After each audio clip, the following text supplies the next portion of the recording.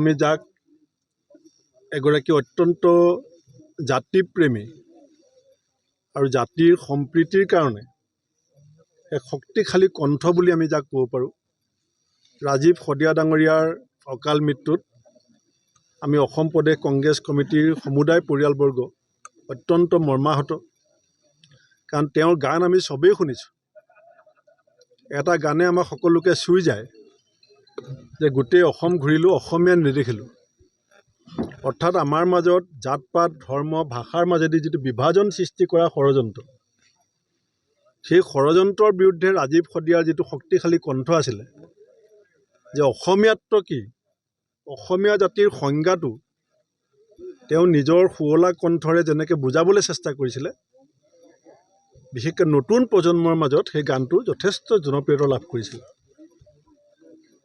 আৰু যিবিলাক কাম আমি বহুতে গোট খাই পেলাই কৰিব নোৱাৰোঁ, সেইবিলাক তেওঁ অকলশৰীয়াকৈ এটা এটা গানৰ মাজেদি এটা এটা ডাঙৰ ডাঙৰ বাৰ্তা জাতিক দিছিলে।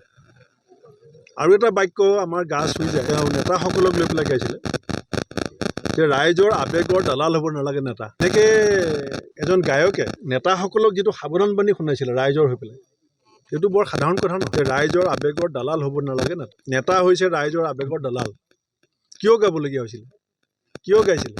দেখিছিলে যে জাতিক কোনোবাই যেতিয়া বিপদহে পৰিচালিত কৰে, আৰু গান নিজে লিখিছিলে, সুৰ নিজে দিছিলে। গতিকে তেনেকুৱা এজন অতি প্ৰতিভাৱান যুৱক মাত্ৰ 40 বছৰ বয়সত অকাল মৃত্যু হোৱাটো মই ভাবোঁ যে আমাৰ জাতিৰ কাৰণে এইটো অত্যন্ত দুখৰ খবৰ। সকলো কংগ্ৰেছ দলৰ নেতা কৰ্মী আমি আজি আহি তেখেতৰ পৰিয়ালক সমবেদনা জনাইছোঁ।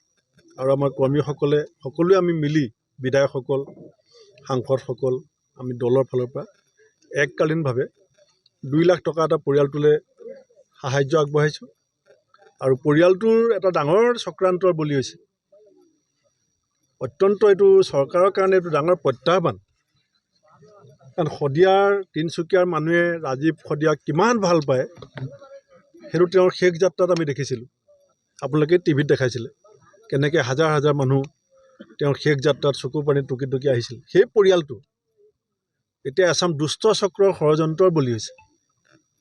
চৰকাৰে যদি খবৰ পোৱা নাই, মই আপোনালোকৰ মাধ্যমেৰে চৰকাৰক আহ্বান জনাইছোঁ যে আমি দুখৰ সমভাগী হোৱাৰ লগতে আহি থকা সময়ৰ যিটো ষড়যন্ত্ৰ তেওঁলোকৰ পৰিয়ালটোৰ বিৰুদ্ধে হৈ আছে, তাৰ পৰা যাতে ৰক্ষা কৰিবৰ কাৰণে আমাৰ বিৰোধী দলপতি ডাঙৰীয়াও তেখেতৰ সাধ্য অনুসাৰে ব্যৱস্থা গ্ৰহণ কৰিব। কিন্তু চৰকাৰকো মই আহ্বান জনাইছোঁ।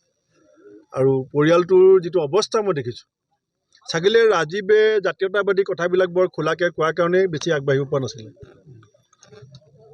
এই যে নেতা ৰাইজৰ আৱেগক লৈ দালালি কৰে বুলি কৈ পাইছিলে গানত, চাগিলে এইবিলাকেই হয়তো ৰাজীৱ আৰ্থিক দিশত আগবাঢ়ি যোৱাত অসুবিধা হৈছিলে। কাৰণ ইমান শুৱলা কণ্ঠ, ইমান শক্তিশালী কণ্ঠ, কিন্তু ইমান দুখ আৰু যন্ত্ৰণাৰ মাজত পিতৃ কেনেকুৱা ঘৰত আছে।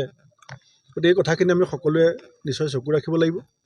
আৰু আমি সকলোৱে মিলি এই পৰিয়ালটোক আমি বিপদৰ সময়ত সহায় কৰিম। এইখিনিকে মই সমবেদনা জনোৱাৰ স্থলীত তেওঁৰ শ্মশানৰ কাষত আহি পেলাই মই কৈছোঁ। থাকে আৰু ৰাইজৰ মাজত জনপ্ৰিয়তা থাকে। ৰাজীৱ শদিয়াই ৰাইজৰ গান গাইছিল, অসমীয়া জাতিৰ কাৰণে গান গাইছিল। সেই গতিকে মূল কথাখিনি হ'ব, আমি যদি সঁচাকৈ অসমীয়া হৈ থাকিব বিচাৰোঁ, তেতিয়াহ'লে ৰাজীৱ শদিয়াক আমি সোঁৱৰিব লাগিব, তেওঁৰ গানখিনি সোঁৱৰিব লাগিব। স্বাধীনতাৰ সময়ত যেনেকৈ বিষ্ণু ৰাভাই আমাক মানে প্ৰেৰণা যোগাইছিল, জ্যোতিপ্ৰসাদ আগৰৱালাৰ সৃষ্টিৰে আমি প্ৰেৰণা পাইছিলোঁ। পৰৱৰ্তী সময়ত ভূপেন হাজৰিকা ডাঙৰীয়াই বিভিন্ন বিপদৰ সময়ত আমাক যেনেকৈ জাতিটোৰ বাবে গীত ৰচনা কৰিছিল, ৰাজীৱ শদিয়াৰ গীতত বৰ্তমান সাম্প্ৰতিক সময়ত আমি সেই প্ৰত্যাহ্বানসমূহ যুঁজ কৰিবলৈ অসমীয়া জাতি যি ধৰণে যাব লাগে তাৰ আভাস পাওঁ। সেই গতিকে আমাৰ সকলোৰে কৰ্তব্য হ'ব ৰাজীৱ শদিয়াৰ গীতৰ যাতে আমি কেনেকৈ জীয়াই ৰাখিব সেই কথাখিনি চিন্তা কৰিব লাগিব।